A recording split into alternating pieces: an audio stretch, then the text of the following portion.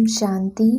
28 दिसंबर 2021 के महावाक्य हैं, मीठे बच्चे प्रैक्टिस करो, मैं आत्मा हूँ, मैं आत्मा हूँ, शरीर का भान छोड़ दो, बस शिव बाबा को याद करते करते घर जाना है।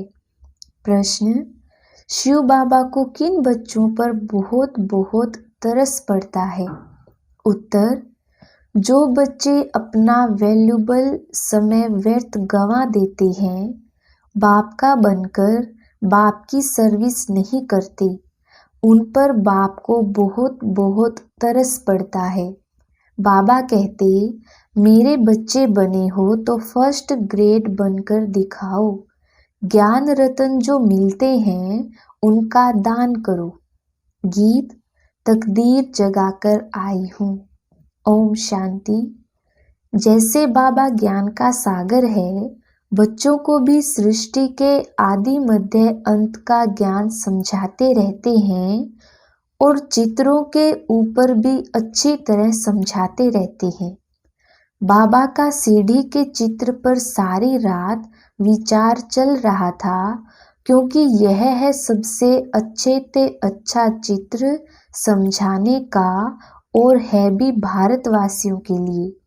शिव बाबा तो ज्ञान का सागर है, यह बाबा भी ज्ञान की उछालें देते रहते हैं। इसको कहा जाता है विचार सागर मंथन। तुम बच्चों का बहुत थोड़ा विचार सागर मंथन चलता है, कई बच्चों का तो विचार सागर मंथन चलता ही नहीं है। हरेक की बुद्धि चलनी चाहिए। सीढ़ी पर बहुत विचार चलती है, मूल वतन भी ऊपर में दिखाना पड़े। सीढ़ी तो है स्थूल वतन की, 84 जन्मों की। ज्ञान के बिगर यह चित्र कोई बना ना सके। ज्ञान तो तुम बच्चों में ही है।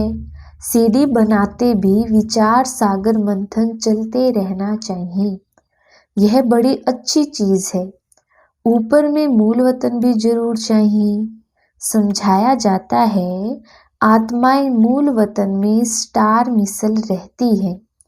मूल वतन के बाद है ब्रह्मा विष्णु शंकर पुरिया, जिसको सूक्ष्म वतन कहा जाता है। सीडी में तो भारत का ही दिखाते हैं। भारत पावन था, अभी पतित है। अक्षर सब लिखने पड़ते हैं। बेचारे मनुष्य तो कुछ भी नहीं जानते। जो पूज्य थे वही पुजारी बने हैं, यह किसको भी पता नहीं है। तुम्हारे में भी नंबरवार हैं जो जानते हैं। राजधानी स्थापन हो रही है, कोई तो बहुत अच्छी रीति पुरुषार्थ करने लग पड़ते हैं। मैं आत्मा हूँ, शरीर को जैसे भूल जाते हैं और कुछ दिखाई नहीं पड़ता, क्योंकि समझाया जाता है कि तुम अपने को आत्मा समझो। शरीर का भान टूट जाए, कहते हैं ना, आप मुए मर गई दुनिया। शिव बाबा को याद करते करते अपने घर जाना है। इस अवस्था को जमाने में ही मेहनत है। सीडी पर भी समझाया जाता है कि भारत में आदि सनातन देवी देवता धर्म था, तो सुख शांति पवित्रता थी। अभी मनुष्य दुखी हुए हैं तो घर को याद करते हैं। कोई को भी इस सीढ़ी के चित्र पर समझाना बहुत अच्छा है। सीढ़ी के आगे जाकर बैठ जाएं तो भी बुद्धि में रहे, हम भारतवासियों ने 84 जन्म लिए हैं। 84 जन्म सिद्ध करने हैं। फिर इस हिसाब से समझाया जाता है, जो आधा कल्प के बाद आते हैं उनके जरूर कम जन्म होंगे। सारा दिन बुद्धि में यह ज्ञान टपकता रहे। सत्युग त्रेता में संपूर्ण निर्विकारी पूज्य थे, फिर विकारी पुजारी बने। विकारी बनने के कारण ही अपने को हिंदू कहलाते रहते हैं, और कोई ने अपना नाम नहीं बदला है, हिंदुओं ने ही बदला है। अभी तुम बच्चों को यह ज्ञान मिलता है। ज्ञान सागर बाबा तुमको नया ज्ञान दे रहे हैं। सीढ़ी के चित्र पर बहुत बच्चों को ध्यान देना है। सिर्फ कोई चित्र के सामने आकर बैठ जाए तो भी बुद्धि में सब कुछ आ जाएगा। सारी रात बुद्धि चलती रहे। 84 का चक्र कैसे समझाया जाए? आधा कल्प है रावण राज्य। बाद में जो आने वाले हैं वह यह ज्ञान उठाएंगे ही नहीं। सत्युग त्रेता में आने वाले ही उठाएंगे। जिनको सत्युग त्रेता में आना ही नहीं है वह यह ज्ञान उठाएंगे भी नहीं। अभी तो भारत की कितनी संख्या है? सत्युग त्रेता में होता है एक बच्चा एक बच्ची। पिछाड़ी में थोड़ी गड़बड़ होती है परंतु विकार की बात नहीं।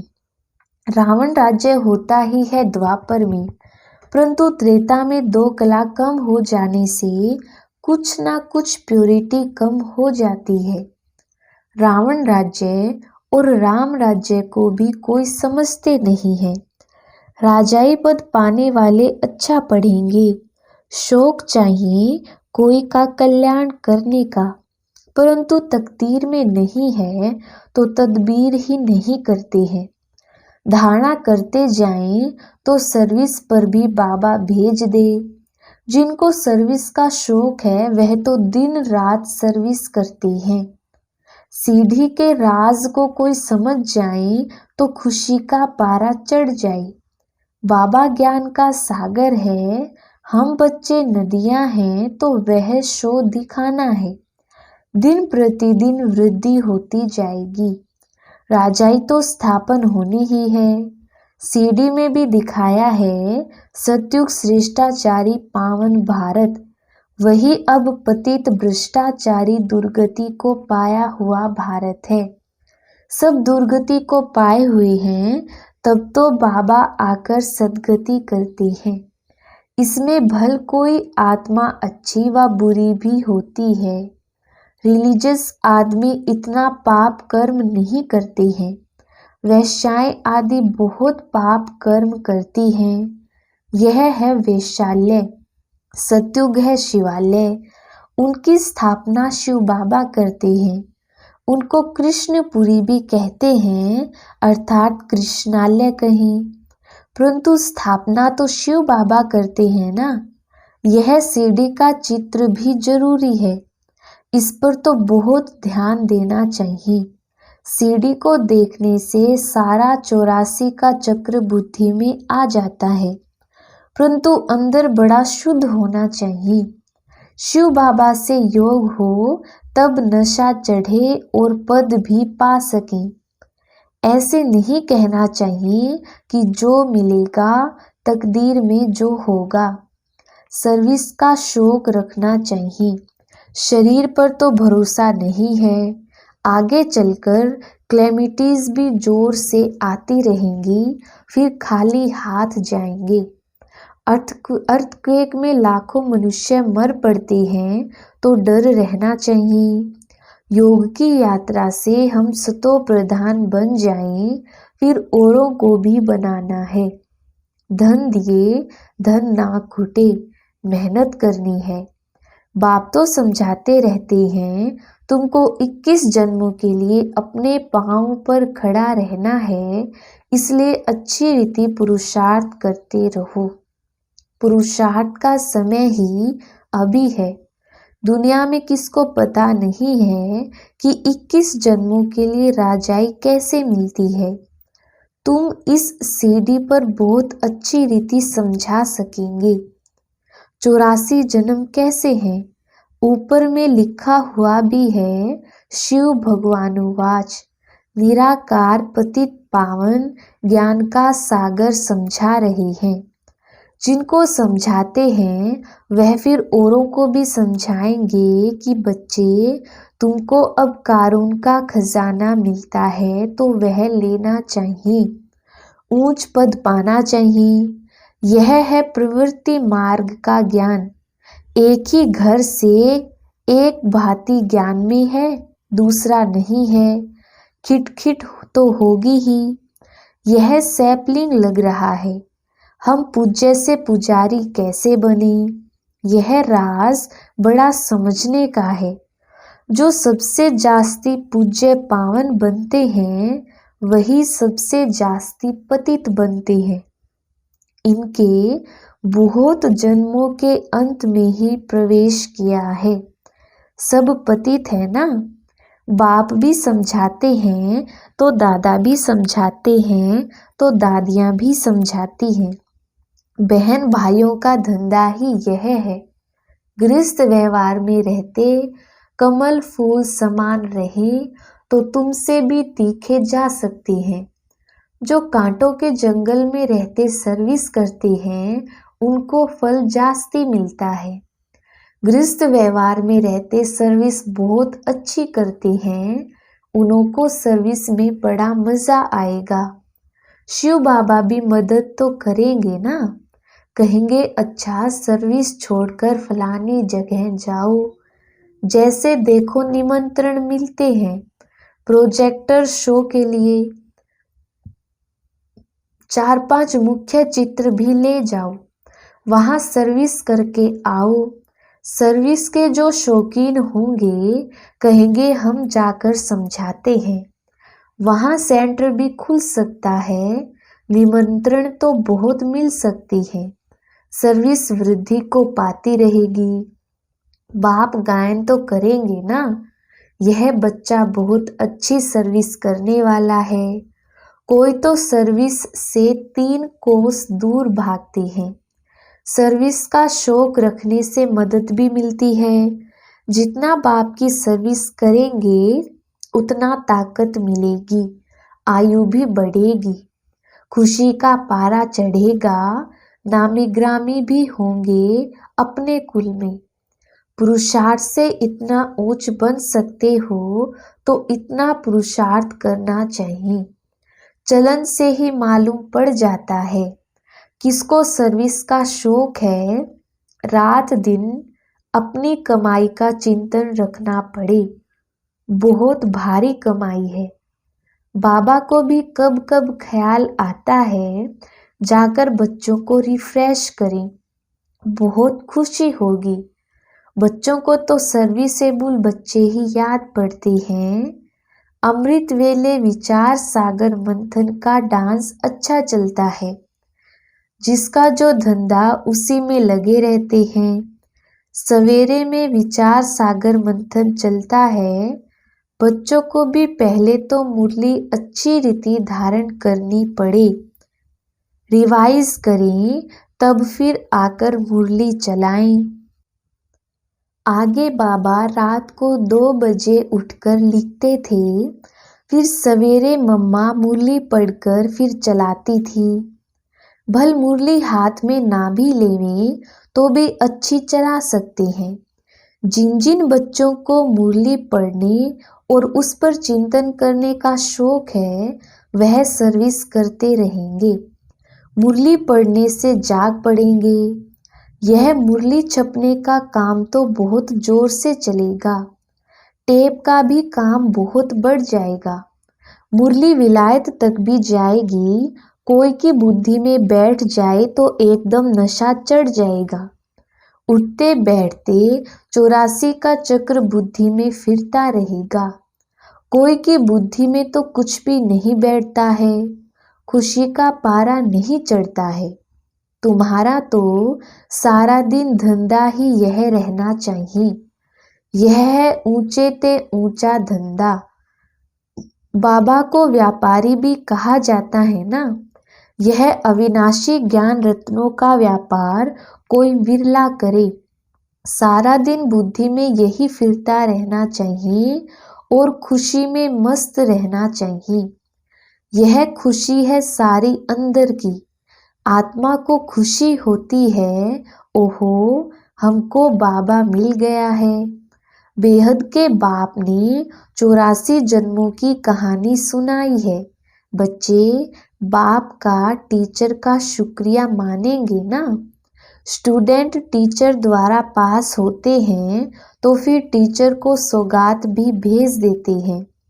तुम बच्चे जानते हो बाबा हमको ऊंच पढ़ाई पढ़ाते हैं जिससे हम विश्व के मालिक बन जाते हैं।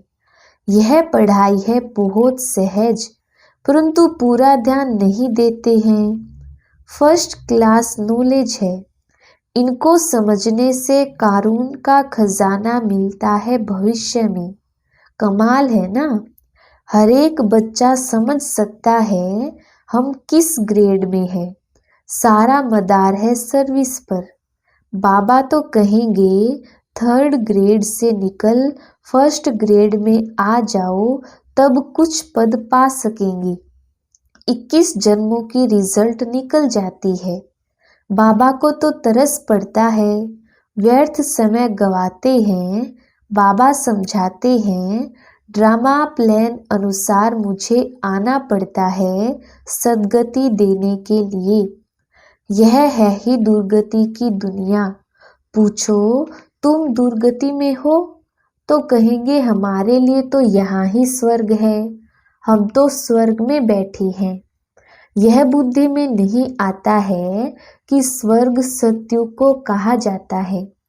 बड़े बड़े पंडित विद्वान हैं, किसकी भी बुद्धि में नहीं आता है कि यह तो पुराने आयरन एज्ड दुनिया है। बड़े घमंड से बैठे हैं। कितना भक्ति मार्ग का जोर है। भक्ति का तो बहुत पॉम्प है। कुंभ के मेले पर लाखों मनुष्य जाते हैं। यह है अंतिम पॉम्प। माया इस तरफ आने नहीं देती है। चूहे मिसल फूंक देती है, सारा खून चूस लेती है। अच्छा, मीठे मीठे सिकिलधे बच्चों प्रति माता पिता बाप दादा का याद प्यार और गुड मॉर्निंग। रूहानी बाप की रूहानी बच्चों को नमस्ते। हम रूहानी बच्चों की रूहानी बाप दादा को याद प्यार गुड मॉर्निंग और नमस्ते जी। धारणा के लिए मुख्य सार पहला पॉइंट है सवेरे सवेरे उठकर विचार सागर मंथन करना है। मुरली पढ़कर उस पर चिंतन करके धारण करना है। अविनाशी ज्ञान रत्नों का व्यापार करना है। दूसरा पॉइंट है सर्विस का बहुत बहुत शौक रखना है। शरीर पर कोई भरोसा नहीं, इसलिए 21 जन्मों की कमाई अभी ही जमा करनी है। वरदान साइलेंस की शक्ति द्वारा अपने रजिस्टर को साफ रखने वाले लोकप्रिय प्रभु प्रिय भव। विस्तार जैसे साइंस ने ऐसी इन्वेंशन की है जो लिखा हुआ सब मिट जाए मालूम ना पड़े, ऐसे आप साइलेंस की शक्ति से अपने रजिस्टर को रोज साफ करो तो प्रभु प्रिय व दैवी लोक प्रिय बन जाएंगे। सच्चाई सफाई को सभी पसंद करते हैं, इसलिए एक दिन के किए हुए व्यर्थ संकल्प व व्यर्थ कर्म की दूसरे दिन लीक भी ना रहे। बीती को बीती कर फुल स्टॉप लगा दो तो रजिस्टर साफ रहेगा और साहिब राजी हो जाएगा। स्लोगन व्यर्थ संकल्प करना व दूसरों के व्यर्थ संकल्प चलाने के निमित्त बनना, यह भी अपवित्रता है। अच्छा, ओम शांति।